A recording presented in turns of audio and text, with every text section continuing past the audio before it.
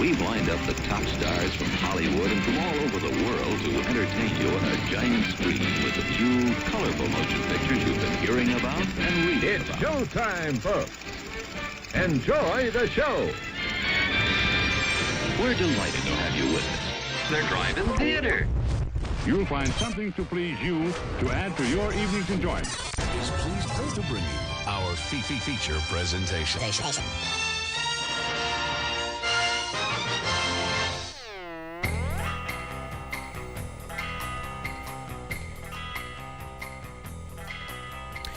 Yo, dudes, what's going on, everybody? Welcome back. I know it's not our normal time.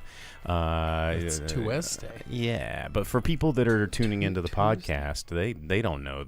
They don't know from nothing.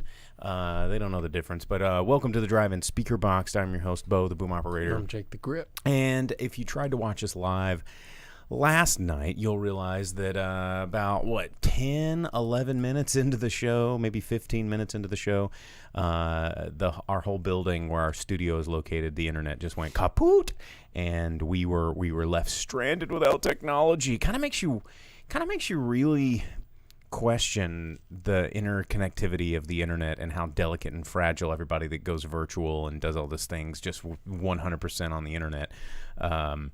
Man, it's a delicate thing. Like, God, we rely on that internet so daggone much. It's like heroin or something, and we all get crazy, and it's like train spotting, and we see babies on the ceiling when we don't have it, and it's just terrifying. You ever seen train spotting? I've never seen babies when I don't have internet. I don't know.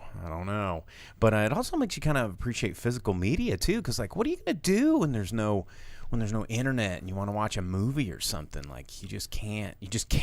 I definitely do hate when there's no internet. It's a bad time. I do have physical media that I can rely on if I need to. Because who wants to read a book? Gross. Print is dead. Ew. Yeah, yuck.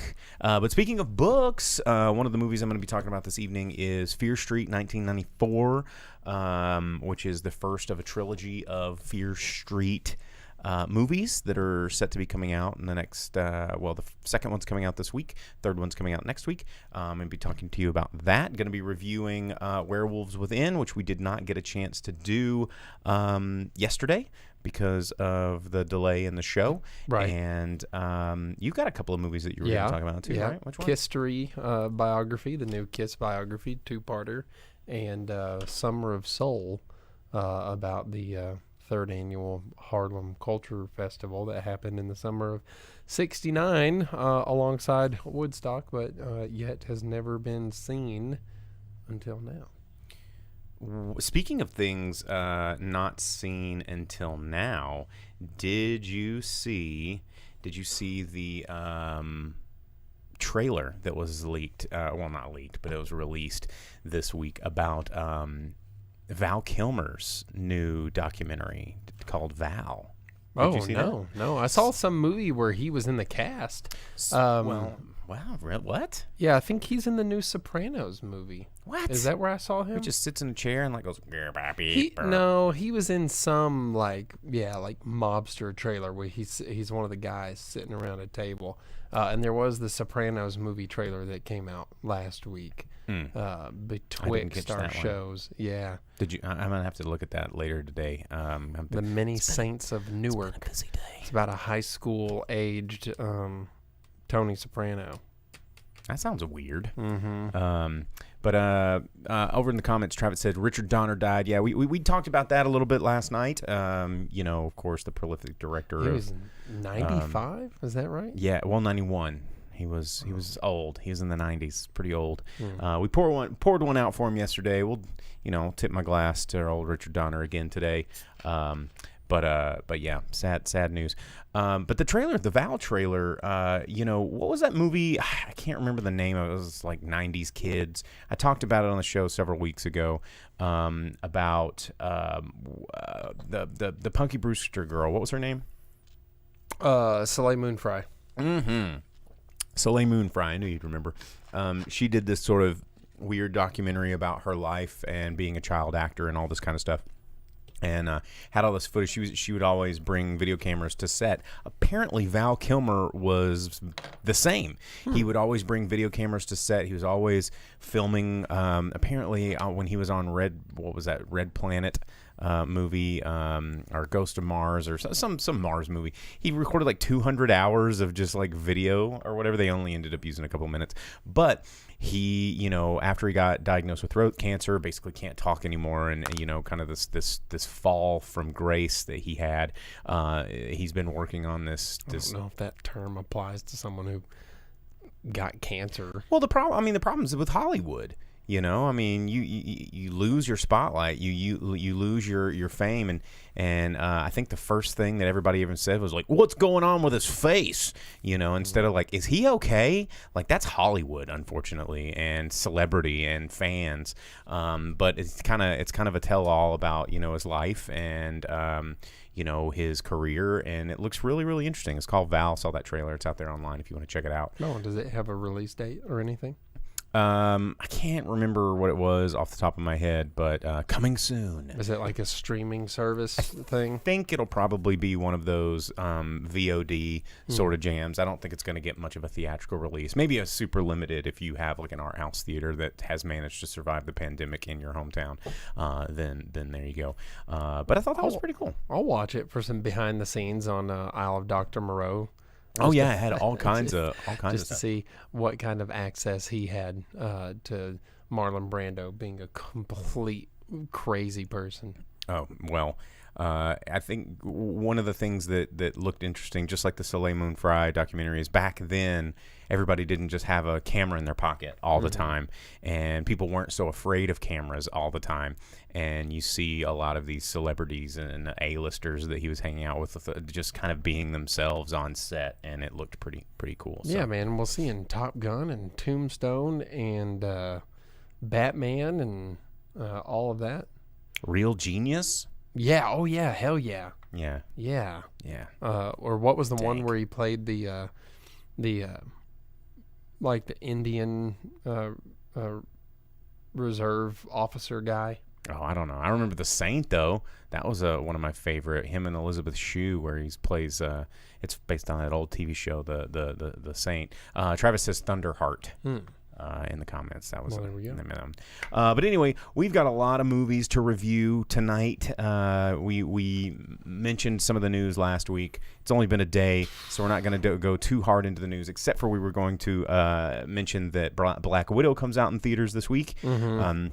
That is the big release of the week. A lot of people are talking about that one's going to be this new, what's going to happen with the Marvel Cinematic Universe? Are they going to build up to another, big Avengers style movie? DCU has been teasing that yes, they want to do this big build up, but we will see how, Marvel. I think that they're kind of lost. They're like, we don't know how to capture that lightning in a bottle again. Well, it's not going to happen. It won't. I mean, they're doing Shang-Chi, Black Widow movie, all this stuff that no one really cares about. Shout out to Vince for catching that. I wore yet another Kiss shirt because, yeah, dude, I'm talking about Kiss. I got to have a Kiss shirt on, but I didn't want to wear the same one as yesterday. You know what, though? News, there were things that I just wanted to say real quick. They have announced that there's going to be an Elvis Presley channel for all of your Elvis entertainment needs. It'll be free with ads, and it's going to be a streaming service. Yep. It's just it's like a whole network just dedicated to Elvis content. A multiple platform stream channel, and it's music by Elvis and others, but it's going to be like 90% nothing but Elvis. Is this necessary? No. It's coming out for release early next year. Is it paid for by Branson and the remaining people that love Branson? There's nothing Elvis and Branson, man. It's all in Tennessee. But people that love Branson Elvis that are in Branson. Nashville, you got it the wrong city. No, I just think that those old people have left Nashville. Graceland is cool, man. Great. I didn't say Branson wasn't cool. I mean, what was it? 50 Cent is brewing his own cognac out of Branson. Oh, really? Yeah. It's just called Branson. Well, hey, distillery tour, man. Yeah, dude. Yeah, You Vern says guys want to Elvis go left get building a long time yacked ago. in Branson at 50 cents like cognac distillery? I know down. I know a producer that would definitely love to do that. Venice Film Festival. Did you see this? They announced they're going to be giving Jamie Lee Curtis the Lifetime Achievement Award, and on the same day, that's the premiere of Halloween Kills on September the 8th. So that's when you'll get to see that, and then. Hey, today, the 6th of July, is the anniversary of the premiere of Forrest Gump. How about that? Is it really? Yeah, look at us. Well, life is like a box of chocolates. And then it was announced last week that the Alien TV show that FX is producing, releasing, that they have 2 scripts and episodes written for, will not be about Ripley at all. Good. So Absolutely good. It's going to be an alien story, not about Ripley. Thank God. Hopefully better than the last 3 movies. It needs to be about the Wayland Yutani, what is that? Wayland Yutani and the other corporation. Wayland Yutani is the one that matters. That's the big one in Alien. And then, like you said, things that were briefly mentioned on the show yesterday, but we didn't get to go in depth for. The rest of everything in the movie news was all nothing but celebrity sex crimes. Cosby got out of jail because they found a loophole because of a trial he had before the one he was convicted on. James Franco agreed to pay $2.2 million in his allegations. The best anime that there's ever been ever. I know you're a big weeb. This is news just for me. Yeah. Okay. The best anime that there's ever been, Disney's Cory in the House. Its main star, Kyle Massey. What the hell is Cory in the House? It was the spinoff of That's So Raven. That was not animated, was it? No. I never watched this stuff. It was the best. It's the top 2 animes, Cory in the House, King of the Hill, and then whatever. Cory in the House is a cartoon? No. I'm so lost. Yeah, this all internet stuff, man. Internet stuff. Cory in the House has long been held as top anime by the internet. It doesn't matter. Its main star there, Kyle Massey, has been charged with felony for immoral communication with a minor because he was sending nasty Snapchat messages, pictures, and videos to a 13-year-old girl who he's known since she was 4 and stayed in contact with because she wanted to be in the entertainment industry. And then the Duggar's Counting On TV show was canceled by TLC. And Allison Mack of Smallville fame was sentenced to 3 years in prison, which she got off easy because the federal minimum was 14 to 17 and a half, but she cooperated and they gave her only 3 years. So there you go. There's just lots of celebrity sex crime all over the place because people just can't keep their private parts that's private. The big thing. But you gotta just put them. They're just public parts. Can you just keep it to yourselves, or at least share them with appropriate consensual partners? Yeah, guys. And it sucks that has to be like a thing that we talk about movies and TV, but it happens. Power corrupts. But that's why you just vaginas. You just turn on your favorite streaming thing, your Roku or whatever, and you're like, hey, I'm gonna watch some Elvis right now. Classic entertainment. And I mean, it's probably a really good thing that we didn't have social media back when Elvis was alive, because I'm pretty sure he got up to some no good. But he can still live on in our hearts and minds as just the. He'd spear peanut butter and banana on people. I'm pretty sure that was the tamest of things that him and his Memphis Mafia did. Because I mean, when you're the king, good lord. But it's really interesting to see how that is, the constant, Big Brother eye has changed what being celebrity really is. You're not king of the world anymore. You can't just walk into a room full of like screaming moms and daughters and no one's gonna film it on their phone anymore. Looking at you, every band ever before like 1989. No more Def Leppard lifestyle. No, dude. It's a very different world. Vern said if there's an Elvis channel, he really wants to have a Coolio channel. Hey, man. I think it's a completely... 1, 2, 3, 4, get your woman on the floor. Wanna get up and get down. I don't think there's enough Coolio to fill He did the All That theme song? He did, and he did Kenan and Kel. Yeah, did Keenan and Kel? He didn't do All That. Or no, he was on All That. And Salt then and Pepper. Salt and Pepper did All That. But then Coolio was a regular guest, and then he did the Keenan and Kel theme song because he was always hanging out with Keenan and Kel. Was it Salt and Pepper or TLC? It was TLC. Yeah. We All That. Yeah, that was...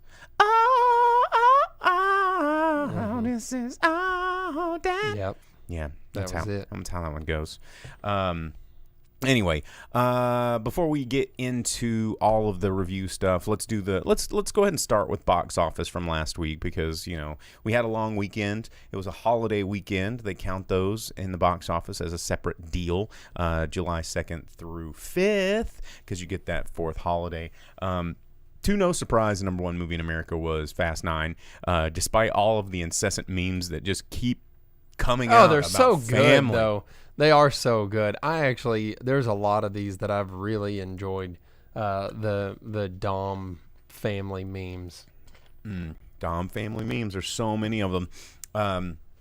And then the number two movie in America was Boss Baby, coming in with $19.6 million for the long weekend. And then number three, The Forever Purge, bringing in $15.7 million. So a pretty strong box office pull. Fast 9 getting the $29 million, bringing it up to $122 million in its second weekend release for a post-COVID sort of. Whatever. That's pretty crazy. An important thing to note there, I was thinking that Forever Purge would be above Boss Baby because Boss Baby is also available on Peacock. But you know what Boss Baby is about that helps beat Forever Purge? Family stuff? Family. Yeah. It's about family. But that's what I'm saying. You think that a lot of the people that that audience that would appeal to would be the same people that would be like, oh, I can stay home with my kids and not have to go to the theater. Yeah. So that's good that two movies about family, that one it and did two. pretty good. But I was definitely expecting to see Purge above it. Vince asks, is Quiet Place 2 still in the mix? It is. It actually came in number 4 with $5.3 million in its sixth week in release. It has come out so far with $145 million in the box office, getting it, Fast 9 catching up to probably going to surpass it in the next week or two. Going back in the comments, Velvet Santa said Red West was one of the Memphis Mafia, and he was the auto parts guy in Roadhouse. You wanted to, playing, the Kevin Bacon game in me is actually really fascinating because I don't know how or why or what I've done in my life to be 1 degree separated from almost everybody. But one of the Memphis Mafia guys, one of the guitar players in Elvis's band, Charlie Hodge, was actually a really good friend of our family, and he used to come over and smoke his pipe and sit in actually a chair that's sitting right over there and tell us stories about Elvis shit. And he was a pretty cool guy, and didn't really appreciate the fact that he was Elvis's guitar player until way later in life. And I was like, oh, that's dope. That dude was hanging out at our house and just showing up at my Nana's house being like, oh, what's up? It's me. It's Charlie. I'm here to say hey. So pretty weird how the world is a pretty tiny place and you don't even know it. So let's see. Anyway, let's get into the movie reviews. I'm going to save Werewolves Within for probably last because it's the one that is in theaters. One of mine was in theaters. Oh, that's right. You saw the Summer of Soul. The Summer of Soul. That's right. Because I keep seeing on streaming too. It's also on Hulu. I think it's on Peacock. Or Peacock. Or no, you're right. No, it's Hulu. It is Hulu. Yeah, all these it's Hulu. Streaming services. It opens up with the NBC thing because it was Questlove.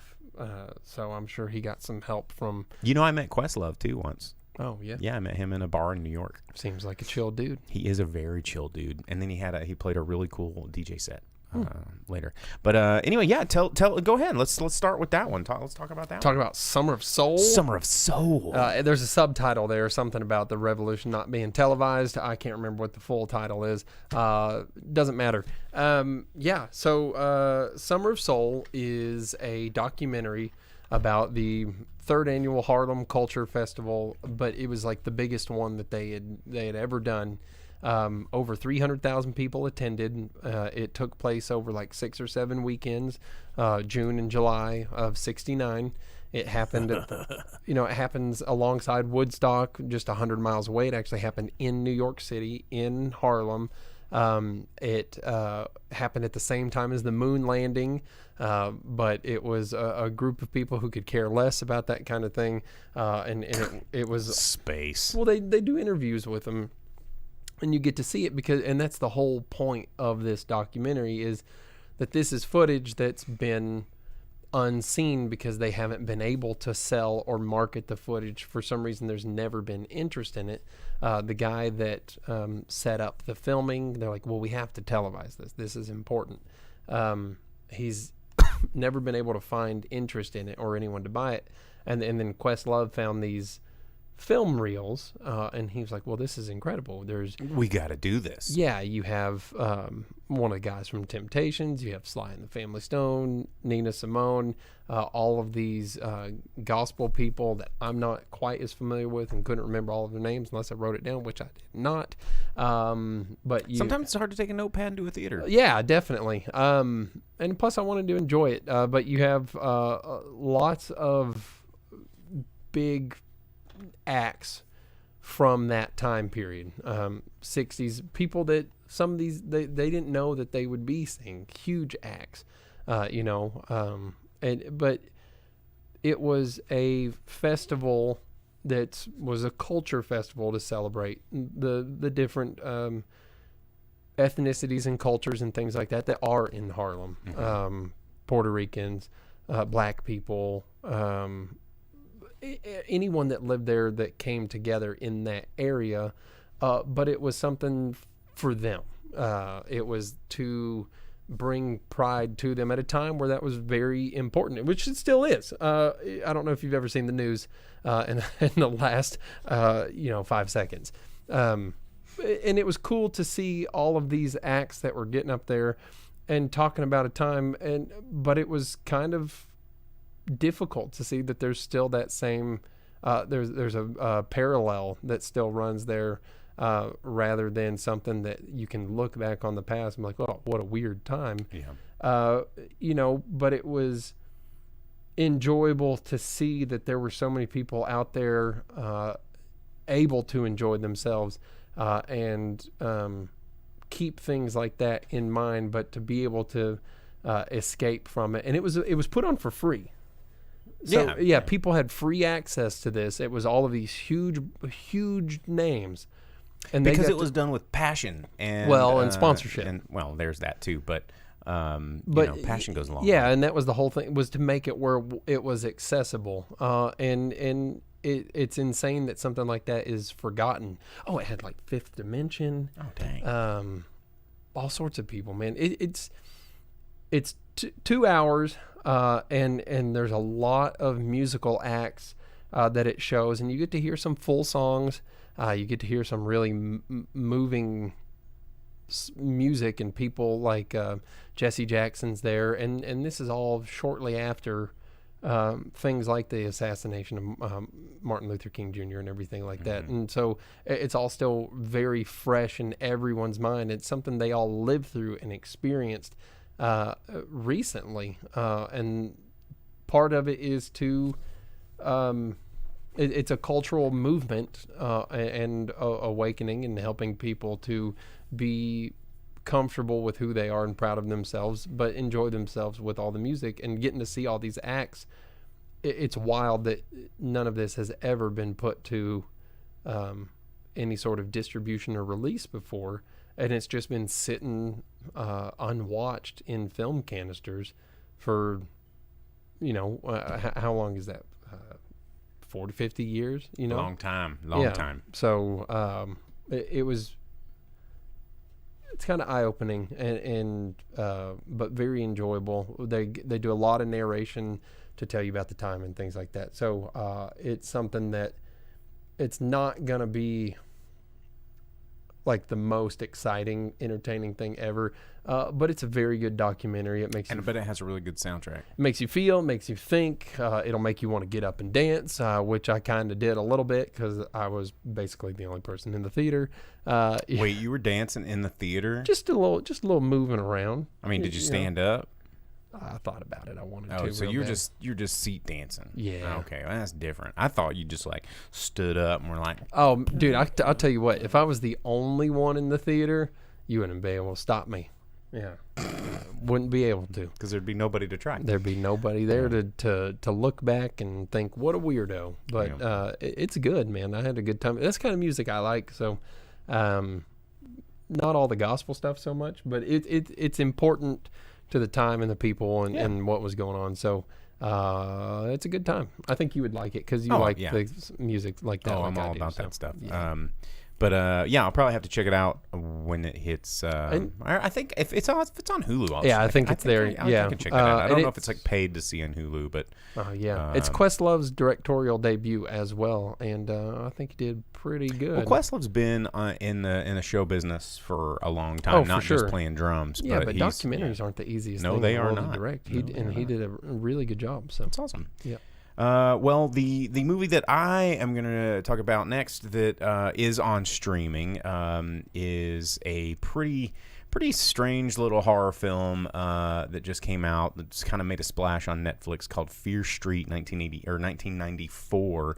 And it's strange because it's a horror movie, it's kind of paint by numbers horror movie, but it's based off of a series of books, kind of a spin-off Goosebumps series that R.L. Stine did starting in 1989, went all the way up to I want to say, almost 1999. When did Goosebumps start? If that was a spinoff of Goosebumps, maybe Goosebumps was a spinoff of Fear Street. I don't know. Anyway, Fear Street was a lot of books that R.L. Stine did, kind of centered around teenage, high school, seniors and juniors, and a little bit more.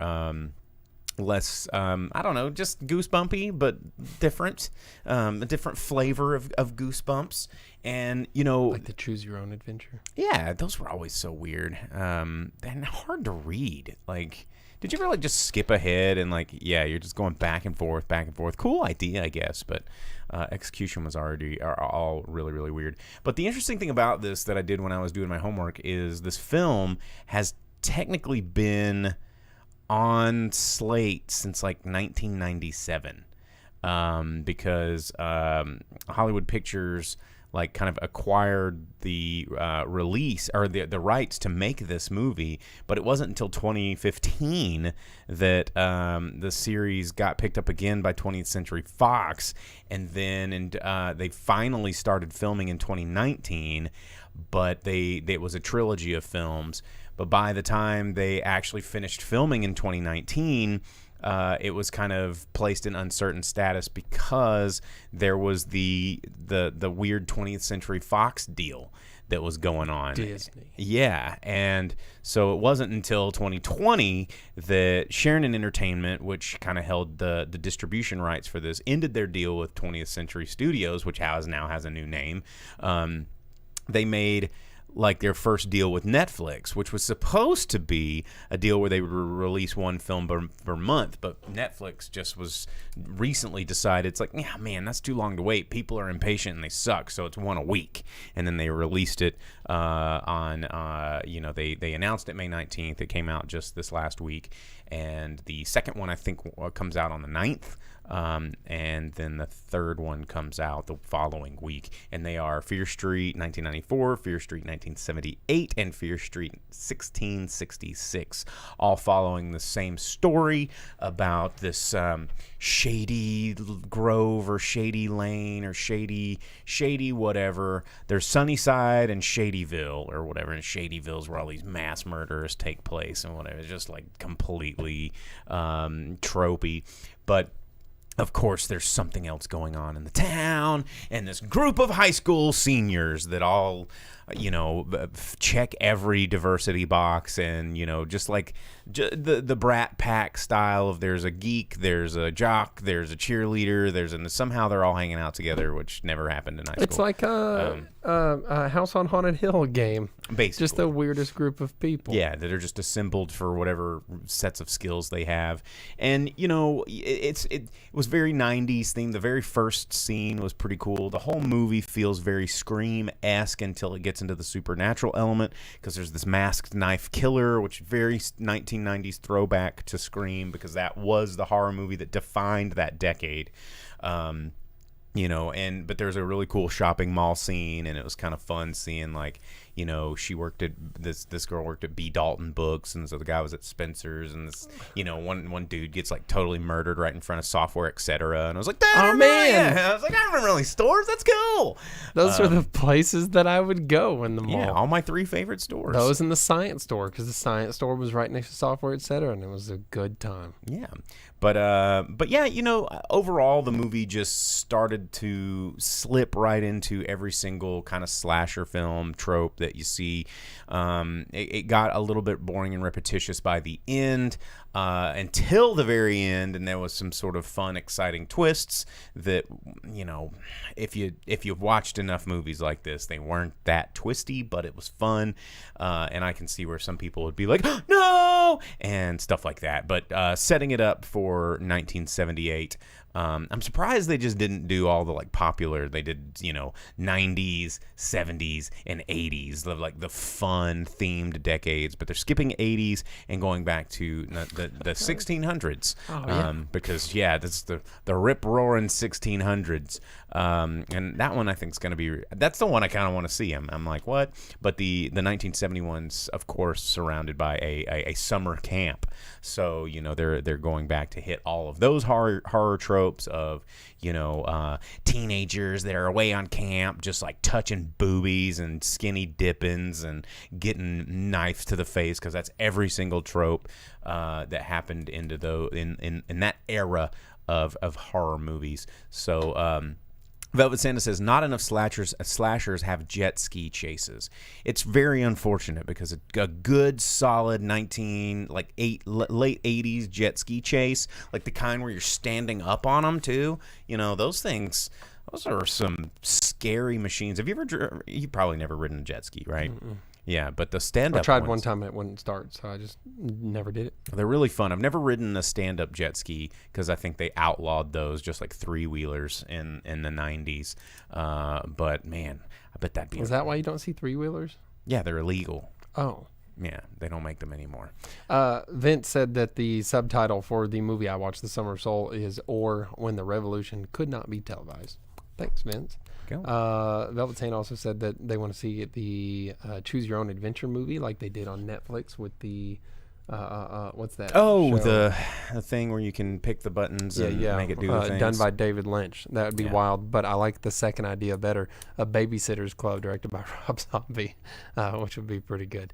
That would be really weird. There was a lot of Rob Zombie in the Fear Street 1994 movie, because you were just that album, White Zombie was real big, so you got a lot of that. Like in Airheads, when they go to the club and White Zombie's on the stage, it's just Rob Zombie doing this and hair everywhere, and then friggin' Chris Farley grabs that dude's nipple ring and yanks it out. Mm-hmm. Yeah. Mm-hmm. McLean over in YouTube says, for the 80s, there's Censor that just came out that plays up the tropes of the video nasties. Censor's on, I believe it's on Netflix right now. You can check that one out. And if you want your 80s tropes, which it's fun to see how those movies are starting to come back. And now that the advent of YouTube and movies being on YouTube and everybody just digging up all this old content to watch, because we're just exhausted. All these lost films are starting to come back out of the shadows, which is pretty weird, like those schlock cinema nights I used to do. And now I'm pretty sure if I had tried to dig up a movie for another schlock cinema showing, everybody would be like, I've already heard that one. It's like, well, God, I know, because freaking internet, it's hard to find stuff that nobody's heard of before, because there's always the one guy. I don't know. Half the time I talk to people about anything, like, I've never heard of that. This was before my time. I got told that the other day. Yeah. Well, Fear Street 1994 on Netflix right now. Fear Street Part 2 1978 coming out later this week. So I'll probably check that one out and talk to you about that one on next week's show. So all right, well, moving right along. What's the next one that you checked out there, Jake? Well, the other one, also relative to our interest, I watched KISSTORY, the new documentary released by Biography, A&E, all that. That they debuted there at the Tribeca Film Festival just a few weeks ago that we talked about. Mm-hmm. And unlike the other music documentary, this one's about rock and roll. But Paul Stanley out there singing Motown. So, very similar. Very similar. And it's See how it's all secular. and it's about outsiders and family. And it opens up this documentary, and they're like, hey, we were here when Stevie Wonder was recording in a studio in Electric Ladyland. So all comes together. Man, it's the new documentary. It's all about Gene and Paul. Go figure. Well, duh. Very, very Gene and Paul heavy. It's drink the Gene and Paul Kool-Aid. It's their narrative, their story, the way they want it told. Those guys. Trying to act like it ain't. And they don't tell you that Ace and Peter Are even still alive. declined to appear until the second half. And they're like, and the second half opens and it says, Ace Frehley and Peter Criss declined to appear in this documentary. None of the views expressed in this are endorsed by either one of them, nor do they agree with it. Right? It's like straight up, just like Ace and Peter think that Gene and Paul are full of shit, because they are. But as a Kiss fan, it's fun to watch.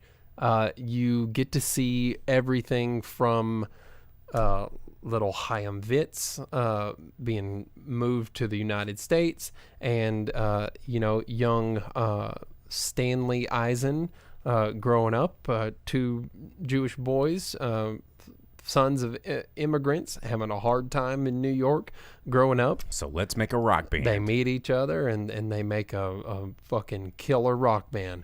Wicked Lester, and they get a record deal, and it's all there, it's all coming together, but they hate it, and they're like, you know what, integrity. Well, because Wicked Lester's not a good name for a band. No, but that's not the part that they said. They were like, we believed more in our music, and our music just didn't have soul.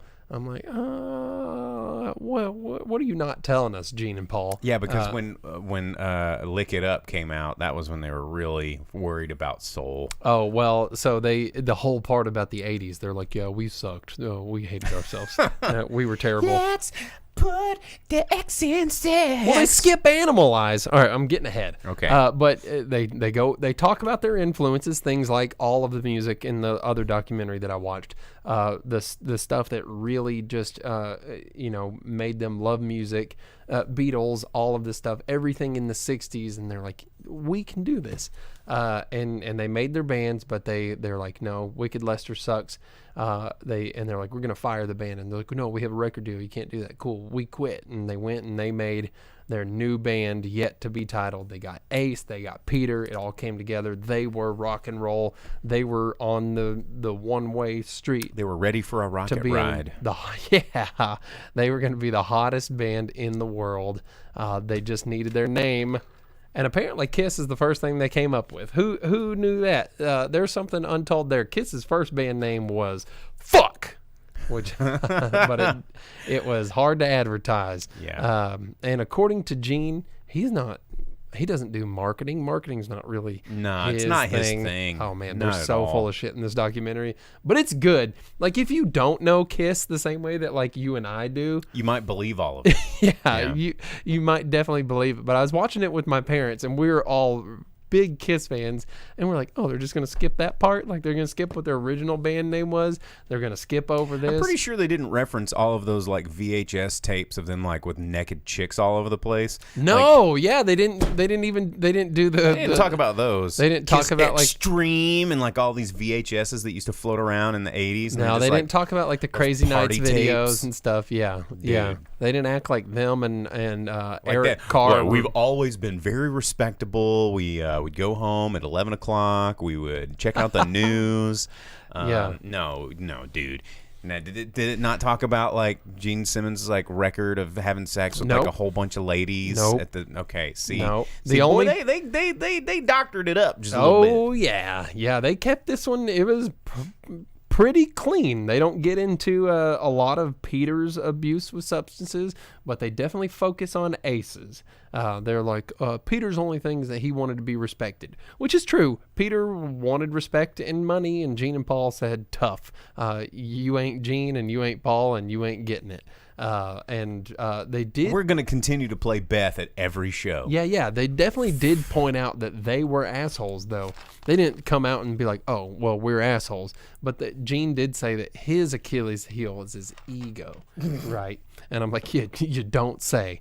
But, you know, they do touch on that they told Peter that coming back, he wasn't allowed to play on the Psycho Circus in the studio, and he wasn't allowed to tell anyone that it wasn't him.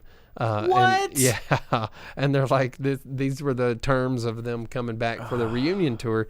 But before they get to all that, it talks about they struggled and they have a hard time with Kiss and Dress to Kill. What was the second album? Rock and Roll Over? No. They skipped Rock and Roll Over. They skipped Double Platinum. They didn't talk about Alive. Animalize. No, they talked about Alive. They focused on Alive because they said that every album they released sucked and no one bought it until Alive. Yeah, because Alive was the first. the best version of all their songs. Yeah, Alive was the first album hit, but they did talk about how Alive is super doctored, and it's not necessarily a recording that was all done at one time, but it gives you the exact sound and feel of what it was like to be at a Kiss concert. Which, you know, it does. Alive is great. Alive is a good time. But a lot of it is, the first half of the documentary is on their road to success and how the Kiss Army came together, and the Alive album is the only reason that Casablanca Records stayed afloat, and that Kiss maintained being able to be a band.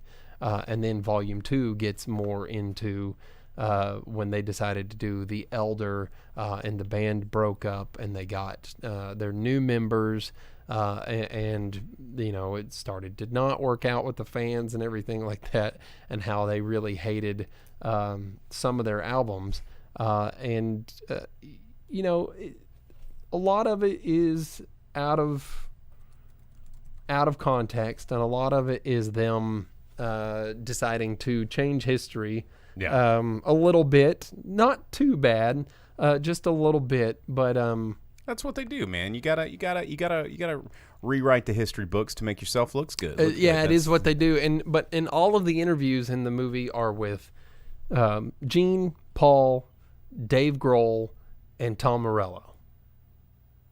And then it has recordings from previous interviews of Ace and Peter talking about things like that. So they did not get Ace and Peter's view on things, and that was one thing I pointed out when I was watching it. I was like, man, I really wish they would have gotten Ace's view now. Yeah. I watched an interview with Ace. It's how weird it's got to be, like always just walking around and seeing your face, and you can't. Yeah, man. Yeah, when your Not makeup you, is there, but you're not. But you ain't. Yeah, super weird. But they really made it where Tommy Thayer was like the hero that kept Kiss going, because when Peter and Ace came back, he's the one that taught them how to be Peter and Ace again, and he was like their tour manager, and he made the Kiss cons happen and all that. So basically, they're like, oh, Tommy Thayer's like the ultimate fan, so we just threw him in the band, and he made Ace and Peter not suck. So they really pumped up the star of Tommy Thayer real hard, which is cool. Tommy Thayer's a cool guy. Yeah, I don't know. It's really good. You get to hear a lot of good music. It is enjoyable. The whole time I was definitely singing every song that played through the documentary. But if you do know something about Kiss, there are parts of it that'll kind of make you raise your eyebrow and be like, that sounds different from what I know to be true. But it is enjoyable. It is fun. It's worth a watch. And it's definitely something that it's a big part of music history, and it shows how Kiss changed music and entertainment, live entertainment. And whether you're a fan of them or not, you can see how the entire music industry and live performance of music changed because of Kiss and things like that. So it's interesting to see all that. So it's worth a watch, fan or not. Yeah. So. Well, moving on, though, because we only got a few minutes left and still we got a whole nother movie to review. But I did want to get in the comments there. Vince mentioned, he says that we had brought up Spencer's, and he wanted to see if they were still around. And of course, like before, I don't even have to read the rest of that. We have a Spencer's here in town. But I used to work, that was one of my first jobs. I worked at Spencer Gifts. Yeah. And the history of Spencer's is actually pretty cool. It used to be a really awesome store back when Seagram's Universal had it. Spencer's used to also operate Universal Studios stores. And then they also acquired Spirit Halloween, which was always really cool for me because they always carried a lot of Halloween stuff around the season. But it changed hands quite a bit, and then I want to say like in 2007 is kind of the coffin nail for Spencer's Gifts because Acon Investments bought it up and sold it, and it's like not owned by cool companies anymore, and now it's basically just like a Hot Topic light. It just kind of went all in on like shot glasses with middle fingers and rock and roll shirts and like none of like the whole none of the dildos and head shop stuff. Oh, there's still dildos in there. It's just it stopped being fun. Like Spencer's always used to kind of be fun, and now it's just kind of angry. I remember I always wanted the Seymour Butts thing where on the window, and you'd squeeze it. So if someone drove by you could moon them. Moon them, yeah, dude. Yeah. There was a lot of fun stuff, a lot of good memories working at Spencer's. Actually, these two lava lamps in the background, that's where they came from back in my days at Spencer Gifts. We've talked about it several times. There was the contest where you could enter to win Gene Simmons' Axe bass, and I wanted that thing so bad. Oh yeah. Oh, yeah. I got a lot of KISS merchandise from working at Spencer's. But anyway, moving on, got one more movie that I saw in theaters this week. It was the new film Werewolves Within, based off of the Ubisoft video game of the same name. It was a VR game for PlayStation. And kind of an odd selection to make a movie out of. This movie, directed by Josh Rubin. If you're not familiar with Josh Rubin, he also known for other horror comedies. He did Scare Me, which came out in 2020. That again, horror comedy that was actually not too bad. But Werewolves Within, obviously bigger budget, a little bit more star power going on. It's got Sam Richardson playing the main lead role, who he's hilarious, and Miana Vantrub, who is equally as kind of manic pixie girl trope hilarious. But it's a whodunit. There's you got Sarah Burns, who's in it for a bit. She's pretty hilarious. A lot of funny comedians. Michael Shernis is hilarious. Harvey Guillen. I don't think it's got an apostrophe in his last name. He's the guy. He plays Guillermo from What We Do in the Shadows. He's hilarious. And coincidentally, Wayne Duvall is in this movie, and I worked with Wayne Duvall on a movie. He played a pastor at a church, and got to hang out with Wayne Duvall quite a bit on set. He was actually a pretty cool dude. We hit it off pretty well. But he plays Sam Parker in this film, and essentially this movie is. It borrows like super heavy out of the Clue playbook, where it's lots of very fast, quick banter, lots of kind of out of the corner of your mouth, one-liners, but, going through kind of a thing scenario where everybody thinks the other person is the monster. And then hilarity ensues.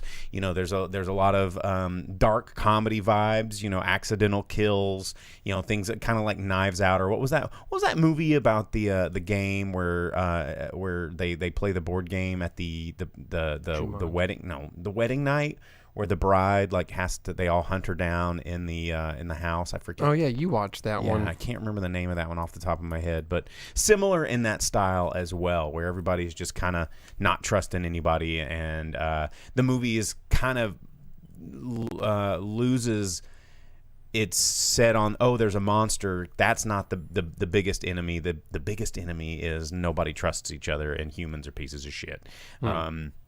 But it's fun. It's I laughed quite a bit in this movie. There's some really fun, hilarious moments where you're just isolated with this group of kind of not ensemble cast, but it's definitely one of those weird movies that is very easy to screw up, where you see them all the time. They try to have this like quirky little town full of colorful characters, and the person from out of town is like, how do we navigate this wacky town of colorful characters? And everybody has like their moment. You've seen a million movies like this where it's just the quaint little town full of weirdos, and Lifetime. And they just get boring. A lot of them are Hallmark movies. Tons.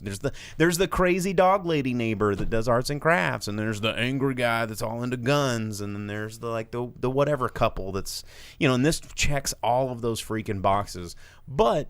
It does it in a kind of fun, tongue-in-cheek way that is self-aware, but not to the point of jumping shark, and it makes it fun. And for a game that is based off of a video game, or a movie that's based off a video game, I'd say that it's a very good adaptation. A video game, mind you, that is a VR game, and it's just people sitting in a circle trying to guess who the werewolf is. Yeah, so that's all there is to go off of on that. And that's essentially this movie. There's a lot of people just turning on each other, and because the dialogue is pretty well written, and the cast, it's just a bunch of very talented comics, that you can tell that a lot of this was just them having a really good time with their characters, sitting around yelling at each other, and it was it was kind of fun.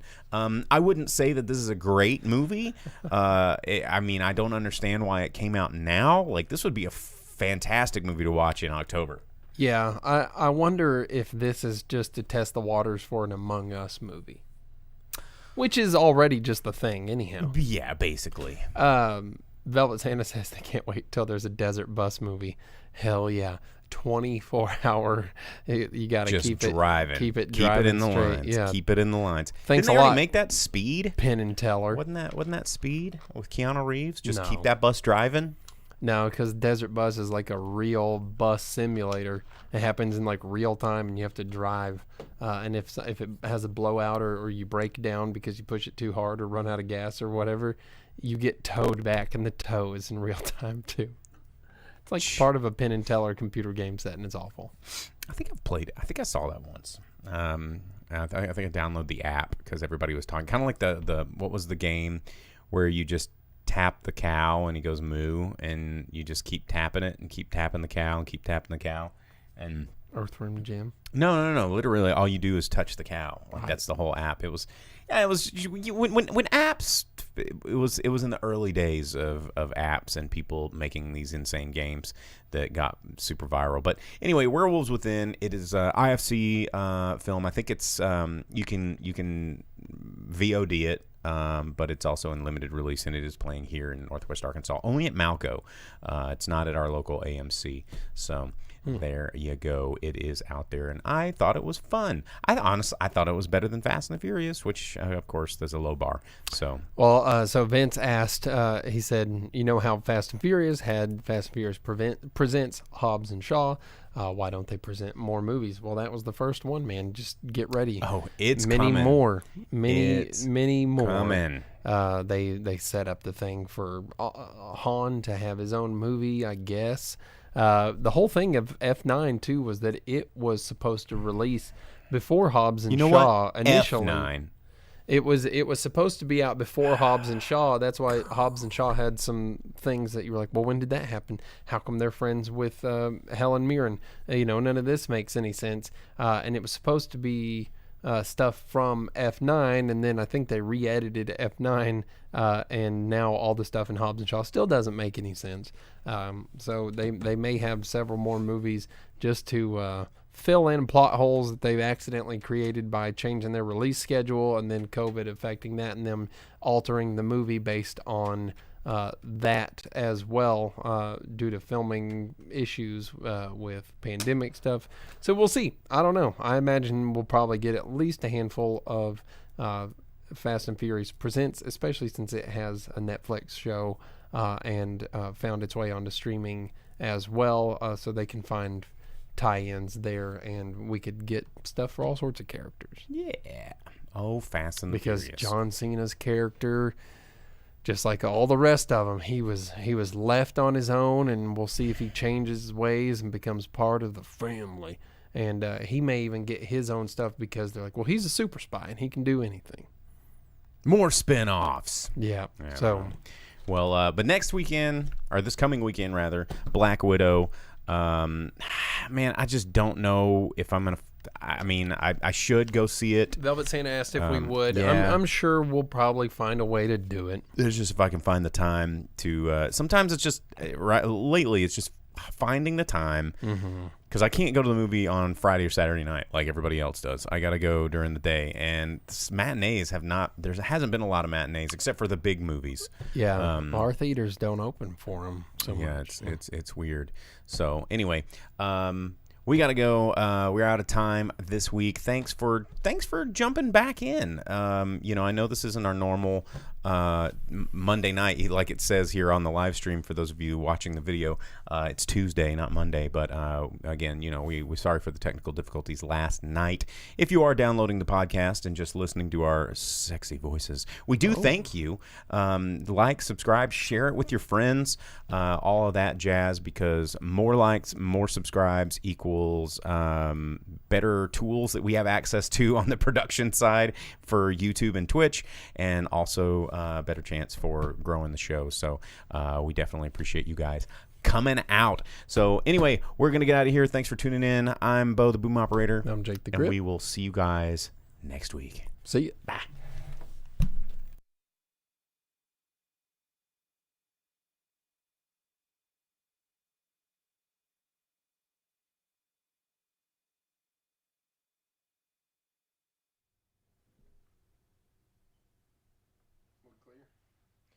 Yeah, we are. Yeah, the Kiss documentary is good, man, but he and my parents were like, well, what about this? Or we're like, well, that's not how that worked.